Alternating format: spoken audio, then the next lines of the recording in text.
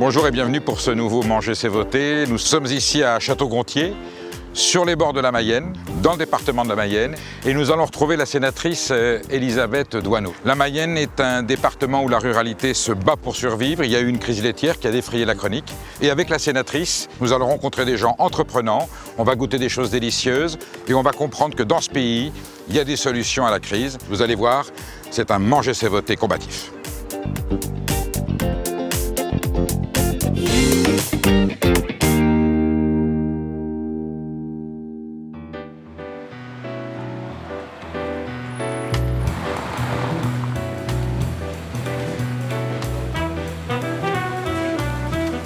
Je vais vous prendre des petites poires là. Vous remplissez le petit sac. Bah, comme ça, c'est parfait. Ça va aller. Ouais. D'accord. Vous ressemblez beaucoup à Élisabeth Doineau. Pardon. Bonjour, monsieur Négas, ça va bien? Très heureux de faire votre connaissance. Eh bien, écoutez, moi, ravi de vous accueillir sur le marché de Laval. Bon, écoutez, on est déjà chez un petit producteur. Je vois que Exactement. vous avez vos bonnes adresses. Exactement. Et les poires sont délicieuses. C'est une poire à tarte, ça. Hein. Alors ça, vous le savez pas, mais je suis la reine des tartes. Hein. Ah, on m'a pas présenté les choses comme ça, mais pourquoi pas? Attention, je vais vérifier. Non, mais tous mes amis le disent parce que je réussis particulièrement bien ce gâteau. Alors, Madame la reine des tartes, je vous invite à me suivre. Oui, oui, oui. Avec Ouais, plaisir, bon, avec plaisir. Bonne journée. Au revoir. Alors, qu'est-ce qui a fait que la jeune Nantaise se retrouve sénatrice de la Mayenne? J'ai épousé un Mayennais et puis ensuite j'ai eu la confiance des habitants d'un petit village de 340 habitants. Comment s'appelle le petit village? La Rouaudière. La Rouaudière. Voilà, Hein. j'ai été maire pendant 13 ans. Ensuite conseillère générale, on dit Oui. départementale Oui, aujourd'hui, oui. et puis ça va croissant. Vous Oui. rencontrez un grand personnage politique qui est Jean Arthuis, ici de l'histoire du centre, et c'est lui qui vous booste davantage? Alors il n'a pas eu besoin de me pousser, disons-le honnêtement, j'ai été prise au jeu. Alors avec le Sénat, vous franchissez un cap. Et ça me correspond mieux parce que finalement la défense des territoires, c'est plutôt mon affaire. Il faut essayer de comprendre. Et moi j'essaye toujours d'interroger, parce que je ne suis pas agricultrice, hein, mais je suis entourée d'agriculteurs dans ma commune. J'ai toujours eu dans mon conseil municipal pratiquement que des agriculteurs. J'essaye de comprendre leurs difficultés. Mais pour en faire quoi en tant que sénateur? Est-ce que vous pouvez... Pour porter témoignage de leurs difficultés. Mais ce n'est pas que ça le Sénat, Mais non, bien sûr. il y a aussi des lois. Alors dans il y a les des- lois, moi j'essaie à travers la loi surtout de simplifier les choses. Alors je suis une voix parmi 348, je ne suis pas la seule à décider. Mais en tout cas, je porte témoignage au Sénat de leurs difficultés, de leur détresse et j'essaie autant que faire se peut eh bien, de ne pas en rajouter pour leur compliquer la vie. Madame, je sens quand même beaucoup d'impuissance dans tout ça de la part. Et vous voyez, vous n'êtes pas la première sénatrice que je rencontre, et même quand on rencontre des gens du gouvernement, on a l'impression qu'il y a une inertie qui empêche de prendre des vraies mesures qui puissent sauver notre agriculture. Qu'est-ce qu'il faudrait pour vous, pour secouer tout ça? C'est vrai que l'agriculture, ça ne peut pas se décider aujourd'hui sur un niveau national. Ça, on le sait tous. Par contre, localement, on peut agir. J'aurai l'occasion de vous présenter un lieu ce matin où justement on travaille sur des produits locaux pour alimenter l'ensemble de la restauration collective. Et là, c'est le département qui a pris une décision qui permet de se fournir 100% français, 50% local et avec une partie de bio. Ça m'intéresse parce que là, on est vraiment dans Manger c'est voter. Oui. Alors si on peut y aller, je vous y accompagne.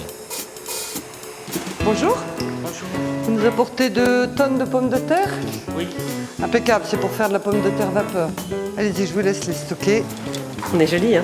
Perico, je vous guide jusqu'à celle qui a mis en œuvre un projet génial sur le D'accord. département de la Mayenne. Ça s'appelle la Légumerie 53 et c'est un chantier d'insertion. Elisabeth de Viton. Bonjour madame. Alors ici, on est à quel stade de la transformation? Donc là, les pommes de terre qui ont été livrées Oui, ont quand été mis en parmentière pour être épluchées mécaniquement et après, elles sont intégralement parées à la main. Fini à la main. C'est-à-dire que les personnes vont les reprendre une par une pour qu'elles soient impeccables. Et il en est ainsi pour tous les légumes. Tout à fait. Aujourd'hui, tous les collèges s'approvionnent ici, une grande partie des lycées, des cuisines centrales, quelques restaurants, maisons de retraite, hôpitaux, cliniques. Il faut savoir qu'il y a 55 000 repas jour en Mayenne de la restauration collective. Donc c'est dire les enjeux d'un tel projet. Et 27 départements de toute la France sont venus ici pour dupliquer ce modèle très simple. Madame, vous êtes un trésor national, hein, c'est un trésor Oui, vivant. oui, oui. Si tous les départements avaient ce genre d'organisation... Ah oui, ça je serait- voulais dire, c'était un concentré des missions du département. L'insertion, l'environnement, l'agriculture et puis les collèges, l'éducation. L'éducation au bien manger. Là, concrètement, ces pommes de terre viennent de Mayenne? Oui, elles sont de Saint-Denis d'Anjou. Pommes de terre de Mayenne qui restent en Mayenne. J'ai l'impression que ça n'a pas toujours été ce circuit-là. Oui, en fait, il y a le Code des marchés européen qui oblige les collectivités à prendre le moins disant, donc le moins cher. Il y avait beaucoup de collèges qui avaient la facilité d'acheter de la pomme de terre qui venait de la Mayenne et de la Bretagne, mais qui partait en Turquie pour se faire éplucher à l'acide chlorhydrique bouillante. Et là, ça part en Hollande, sur des grandes plateformes de redistribution pour revenir dans l'assiette de nos enfants. 4800 km. Aujourd'hui, elle fait entre 20 et 30 km la pomme de terre. Bonjour le bilan carbone. Merci la mondialisation, mais on vit dans un monde de fous, vous vous rendez compte? On est là pour changer les choses. Non mais vive la République, madame le sénateur. Ben c'est vrai que la rentabilité, à un moment donné, a été toute puissante. Aujourd'hui, notre rôle, c'est aussi d'essayer de favoriser des initiatives comme celle d'Elisabeth de Viton, de son chantier d'insertion, et justement d'amener nos collèges à utiliser que des produits bien mayennais, et puis surtout de faire quelque chose pour nos agriculteurs au moment où ils traversent des difficultés. Venez voir. Ah, il fait frais. Des beaux concombres, des courgettes, des aubergines. C'est un jardin d'Éden. La petite salade bio. Elle est belle, hein? Voilà. Vous êtes écolo finalement? Complètement, complètement. Là, vous avez des petites tomates cerises, là. Ça ressemble à du bonbon. Vous avez raison, Elisabeth, c'est des vrais bonbons. Quand ça éclate en bouche... Ça vient d'où, ça, c'est merveilleux. Une vraie cerise. Renazé. Alors là, on est en cœur de la Mayenne. Hein. Moi, je les connais bien, en plus, ces producteurs. C'est des gens vraiment charmants qui font attention à tout ce qu'ils font. En termes de culture, ils sont attentifs à tout. Donc maintenant, on va aller en zone. Donc là, c'est des commandes de pommes de terre cubes. Vous avez vu les bonnes grosses pommes de terre qu'on a vues tout à l'heure, là? Elles sont coupées, elles ont été rincées, désamidonnées, pesées. Donc là, c'est un conditionnement de 5 kg. Après, vous voyez, c'est mis sous vide. Ça, c'est la machine la plus géniale qu'on ait inventée. Voilà, donc c'est le seul moyen de la conserver. Bien sûr. Alors là, c'est l'épisode traçabilité. Oui. Donc en fait, on met une étiquette qui va dire que c'est de la pomme de terre crue en cubes, prête à l'emploi. Donc voilà le produit fini qui va être livré aux cuisiniers. Voilà. Ils ont tout de suite joué le jeu, ils ont compris la finalité de votre démarche? Alors oui, parce qu'en fait, on les a associés au projet dès le début. Parce que c'était compliqué pour eux. Ils travaillaient avec du produit pré-cuit. Et là, on les oblige à retravailler avec de la pomme de terre crue. Et donc revoir tout leur process. Donc c'était une vraie démarche pour eux que d'accepter ce projet. Il a fallu qu'ils refassent la cuisine. C'est un autre travail, ils cuisinent. Un cuisinier cuisine. Voilà. C'est incroyable ça. Hein. Ben, c'est grâce à vous qu'ils sont revenus à leur métier. Non, c'est formidable. L'important, c'est la traçabilité et de savoir d'où on vient et où on va. Exactement. Elisabeth, vous m'expédiez où maintenant? Eh bien, écoutez, on va continuer à visiter la Mayenne.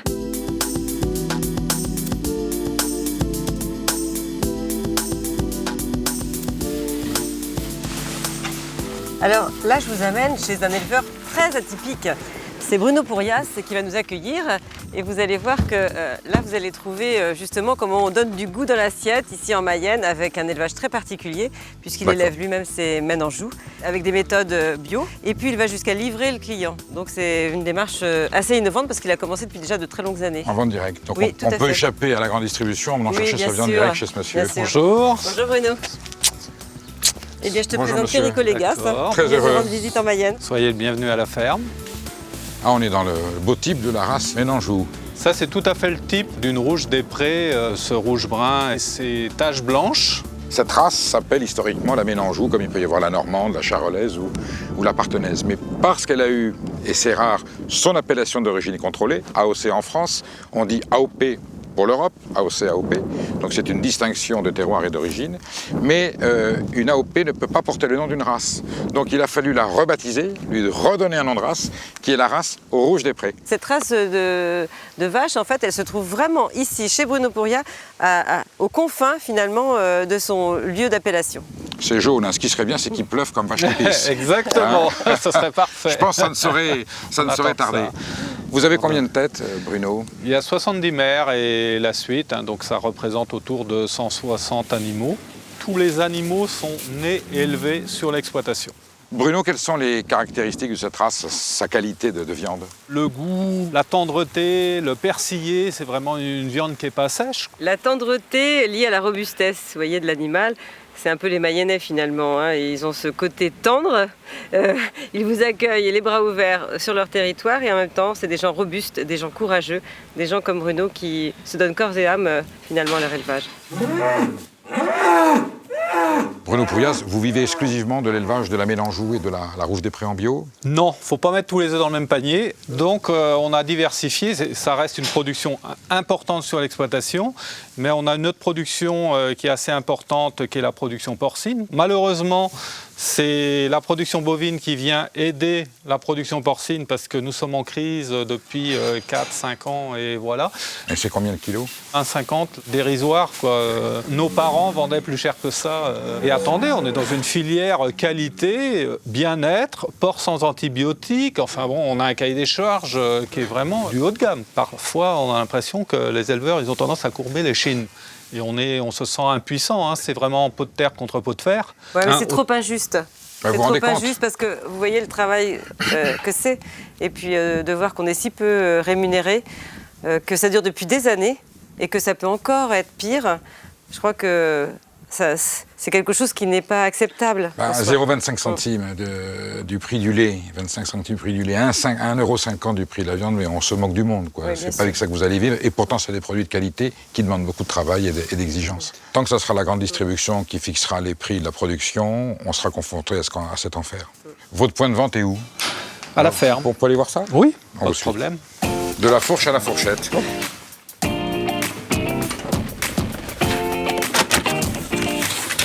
Voilà, ici nous avons un rôti. Voilà. Ah oui, d'accord, c'est déjà découpé en morceaux. De la viande de bourguignon. C'est ce qu'on appelle la caissette. Et ça, la caissette, oui.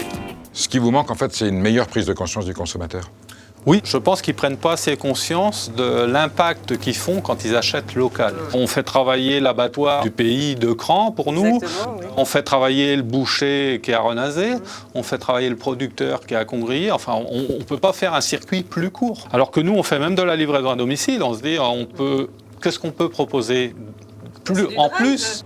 L'acte d'achat est vraiment déterminant pour l'avenir de nos productions, l'avenir de l'élevage, l'avenir des producteurs. C'est l'avenir de demain, quoi. Ça me fait vraiment plaisir qu'un éleveur, avec ces mots, transcrive avec précision l'esprit de cette émission. C'était un bon moment. À la prochaine. Au revoir, merci. Oh, c'est lourd, hein? Vous en avez pris pour 2 mois. En fait, Elisabeth Doineau, tout ce qu'on a vu là est superbe et encourageant. Le vrai drame, c'est l'avenir. La question est de savoir est-ce que la génération suivante aura le courage et la détermination de relever le défi et de perpétuer et de sauver ce patrimoine. Justement, je vous emmène au lycée agricole de Château-Gontier où nous allons rencontrer le proviseur alors que la filière est quand même en détresse. Je pense que le lycée agricole saura vous montrer aussi tous ces projets, des façons de revoir l'agriculture avec une modernité qu'on n'attend pas justement dans un lycée agricole.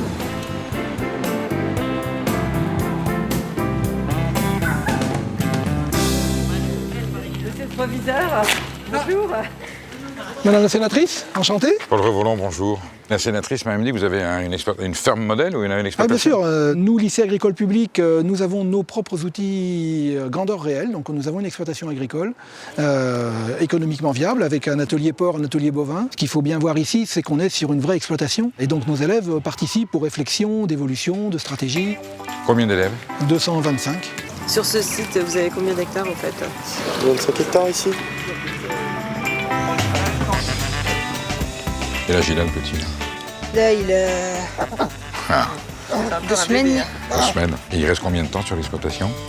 Il reste 6 semaines. Tu es d'origine... avec des parents agriculteurs? J'ai un oncle agriculteur. Bon, tu vois, là, il a reconnu qu'il avait affaire à une maman. Il s'est calmé, Les envoyer sur la filière porc, ça veut dire qu'il y a un débouché? Oui, alors le débouché, il est certain. Quand on a ouvert le CAP agricole il y a 4 ans maintenant, l'étude de filière montre bien qu'il y a de l'embauche derrière. Pourtant, on est dans une situation où la crise porcine est de notoriété publique, on se dit que c'est un métier qui est sans avenir.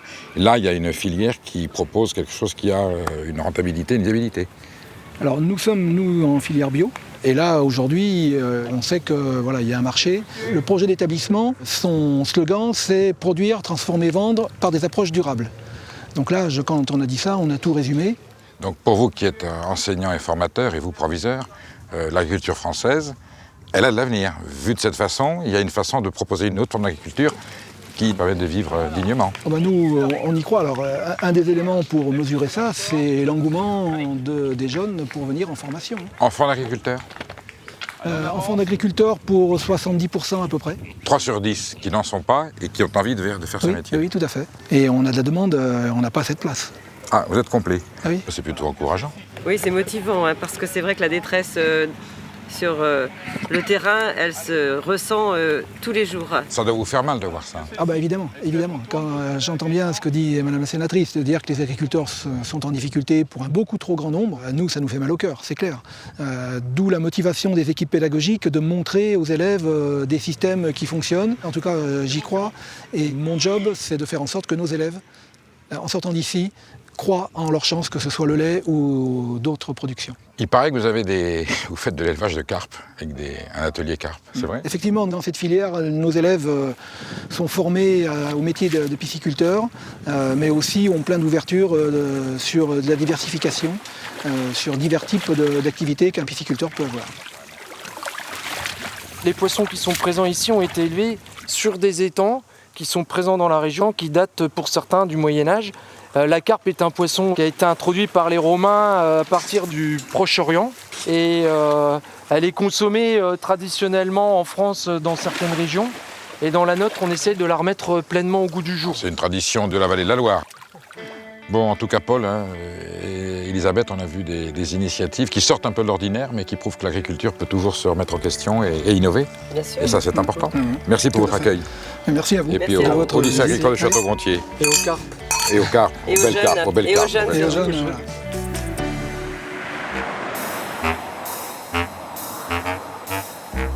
Il était en Mayenne un fromage qui s'appelait le Port-Salut, que l'on reconnaissait parce que c'était marqué dessus. Ce fromage n'est plus aujourd'hui qu'une marque industrielle. Mais des producteurs courageux ont décidé de le ressusciter. Ils sont allés trouver les moines de l'abbaye de Port-Salut, sur le village d'Entram, près de Laval, et en créant la fromagerie Bio du Maine, ont continué la production de ce fromage. Ce sont 40 éleveurs laitiers rassemblés en coopérative qui perpétuent cette tradition, ont sauvé ce fromage, et c'est ce que nous allons découvrir maintenant avec la sénatrice Elisabeth Doineau.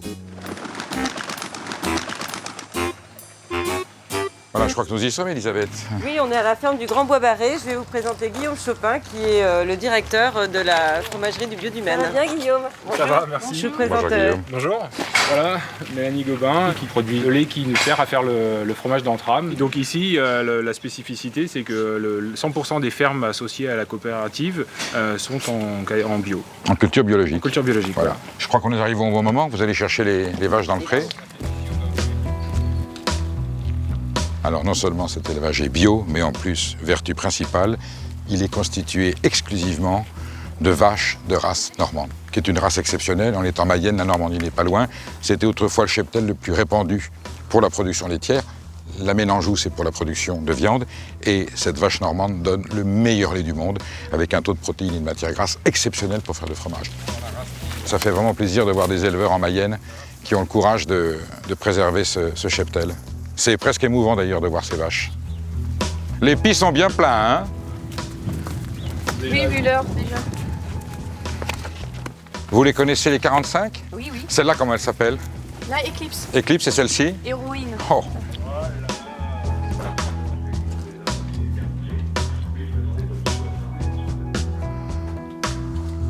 Merci Mélanie.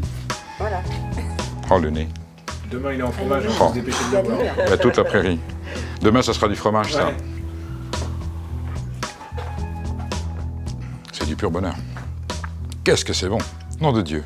Ça, c'est du lait. J'ai hâte de voir ce que vous en faites pour produire vos fromages. Moi, je vous emmène en tram et on va voir la fabrication du fromage. Le meilleur des fromages. Eh bien, très volontiers. Donc là, on est à l'opération du moulage. Et après ce gâteau de caillé qu'on découpe en pain, concrètement dans un quart d'heure, on va avoir le fromage sous sa forme définitive, qui n'est pas blanc, qui est couleur crème, témoin aussi d'une fabrication au lait entier. Là, Guillaume, la méthode est totalement conforme à ce qui se faisait autrefois, il me semble. Hein. Totalement. Donc voilà, on va voir l'affinage. On va voir l'affinage. Allez. Allez. Ah oui, Ah, on est au cœur. bien sûr. Les différentes couleurs, c'est Les différents stades d'affinage. En fait, cette couleur orangée que vous voyez ici, pour beaucoup de productions fromagères aujourd'hui, elle est artificielle. C'est un colorant naturel qui s'appelle l'Oroku. Chez nous, ici, là, c'est encore une flore, c'est la flore d'affinage qui donne cette couleur. Ah, carrément. Voilà. Ouais. C'est une poudre qui se mange. Ah oui, oui. Non, mais le scandale aujourd'hui, c'est que certains producteurs de fromage industriels sont obligés de marquer sur l'étiquette croûte non consommable. Ce qui est un peu... Oui, alors que celle-ci, elle se mange, elle se déguste. Il y a un petit parfum quand même, hein, plus, ouais.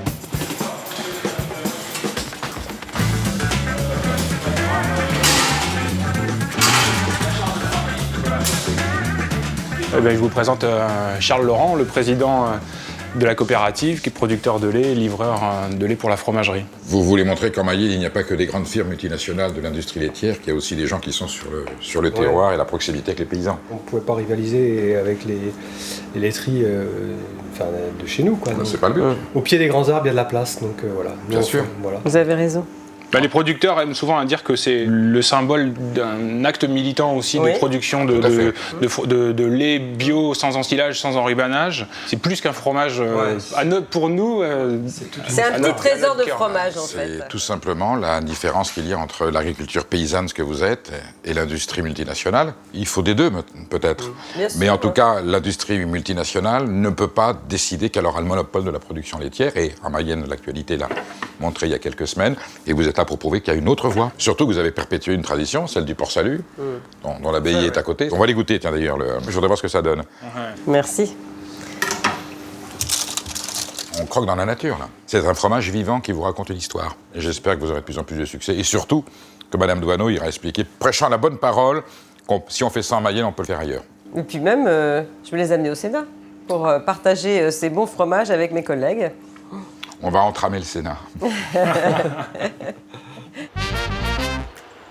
Guillaume, est-ce qu'il est possible de visiter l'abbaye ? Bien sûr. N'oublions pas que c'est aux moines que nous devons notre patrimoine gastronomique et alimentaire. C'est eux qui avaient la connaissance, qui avaient le savoir, qui ont transmis, ils avaient les terres bien entendu. Les fromages, les vins, toutes nos spécialités viennent toujours de la vie monacale. Et aujourd'hui, on est là, le Port-Salut fait partie des dernières abbayes qui ont transmis ce savoir fromager et notre civilisation gastronomique. N'est-ce pas, frère Guillaume ? Tout à fait. Frère Péricot. Le frère Alexandre qui nous accueille. Bonjour. Vous allez bien ? Bonjour, frère Alexandre. Bonjour, mon frère. Vous étiez frère fromager, vous-même ? Oui, pendant 3 ans. Il y a eu la fabrication jusqu'à quelle époque ? On a arrêté en 1988. La fromagerie était dans l'enceinte de l'abbaye ? Oui. Ah, d'accord. C'est un lieu historique de l'histoire du fromage français, quand même. Exactement. Ça, Et international. Et international. C'est un lieu plein de sérénité. Oui. Oui. Combien de moines ? Alors, actuellement, Reste-t-il nous sommes 11. 11. Il y a eu jusqu'à combien de moines en activité ? Une centaine de moines. Hein. Centaines de moines. Ouais. Moi, j'ai connu ça en haut, là. Ici, là. Donc c'est ici qu'est né le Port-Salut, si je comprends À bien. l'étage. Une petite fromagerie, ouais. Et là, c'était une petite production. Hein. Ça vous fait quelque chose quand même qu'il y ait cette continuité, que des jeunes sûr, se soient oui. installés pour perpétuer cette tradition ? Tout à fait, oui. Il faut signaler que la création de la fromagerie ici en Trame n'aurait pas été possible sans que l'abbaye accepte de céder 1 hectare de terrain pour qu'on y construise ce bâtiment. Premier encouragement à notre activité, il a été celui-là de la part de... Donc vous avez la bénédiction des moines. Est-ce qu'il était bon ce fromage, mon frère ? Tout à fait. Excellent. Vous l'appréciez en tout cas ? Oui. Voilà. On peut avoir un petit peu de gourmandise pour Bien sûr, un bon fromage. Mais on s'en confesse ensuite. Voilà. Merci, mon frère, de nous avoir accueillis, de ce retour aux sources historiques du fromage. Péricot, vous m'avez confié tout à l'heure que vous aviez un petit peu soif. Oui. Je vais vous présenter un couple formidable.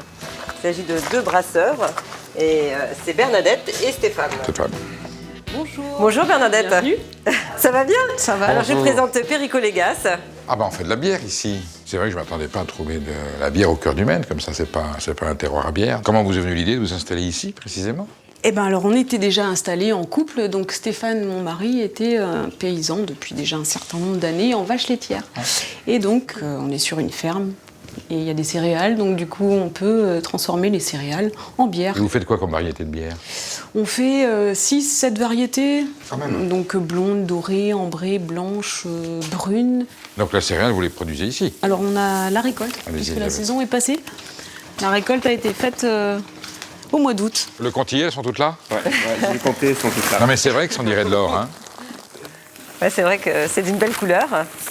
Là, on a analysé l'orge, malgré une année pas très bonne pour les céréales globalement, mais du coup là on a un rendement correct, sans aucun traitement, et du coup un calibre qui est plutôt bon.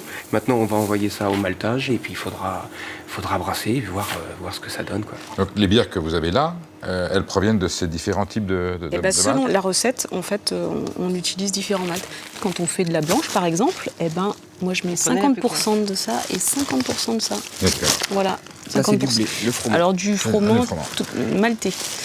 L'amertume, on l'obtient par les houblons, mais aussi par les maltes torréfiés. C'est la partie alchimique du procédé.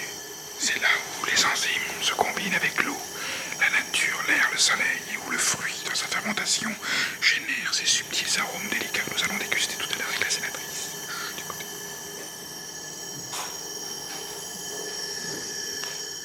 Bernadette. Est-ce qu'on peut voir un petit peu de mousse? Oui, c'est possible. Pas plus haut que le bord, hein? Non, bien sûr. Ah, c'est magnifique, on dirait de la crème. C'est incroyable. Ah ben j'aurais pas mes lunettes, j'aurais pensé que vous m'aviez dans une laiterie. Quelle belle couleur blonde. C'est buvable là ou non? C'est pas fini, hein, c'est une bière qui est en cours de... C'est bon quand même. Mais si on pouvait voir la version produit fini, ce serait pas mal non plus. Vienna Lager, fermentation basse, brassin unique. Allez, un petit peu de fromage, le bio du Maine. Hop. Nous allons trinquer, mesdames, à cette excellente bière. Avec plaisir. Ce sont, ma chère Elisabeth, 2 produits fermentés qui proviennent du même territoire. Et on a une harmonie. Ils sont très contents de se rencontrer. Et là, ils se tiennent par la main. Et ils sont en train de gamader dans la prairie. Elle a un petit décolleté comme ça, léger, vous voyez, comme sa forme. Lui, c'est un garçon un peu comme ça. Hein, et puis, ça court ensemble. Et puis, ils sont contents d'être là. Manger, c'est voter.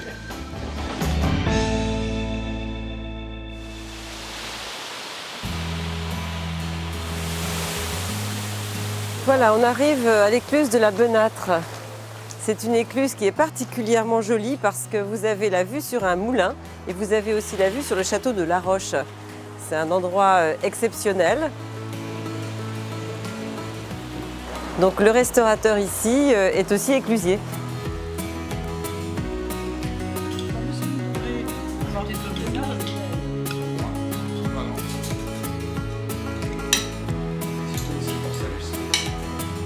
Elisabeth Doineau, imaginons que demain, le président de la République vient vous voir et vous demande de lui suggérer une mesure simple à prendre pour sauver ou préserver tout ce que nous avons vu aujourd'hui. Qu'est-ce que vous lui suggérez? Bien Perico, moi je pense que ce que vous avez vu aujourd'hui en Mayenne, ce que vous a démontré Elisabeth de Viton avec la préparation de légumes qui sont finalement des produits locaux, nous pourrions le démultiplier partout en France. Je pense que c'est une initiative qui finalement pourrait sortir l'agriculture du désespoir dans lequel elle est. Voilà une idée simple que vous pourriez soumettre à un président de la République qui vous demanderait votre avis. Pourquoi pas. Elisabeth Doineau, merci pour cette déclaration et cet engagement. Quant à nous, nous nous retrouverons bientôt pour un nouveau Manger c'est voter. Il y aura des engagements et certainement des déclarations de ce genre parce que plus ça va et plus nous rencontrons des gens soucieux de préserver des savoirs, des patrimoines et de transmettre aux générations futures, ce qui nous rend fiers et heureux d'être français, notamment autour de la table, puisque manger, c'est voter. C'est voter. Et ce sera sur Public Sénat. À très bientôt. Merci.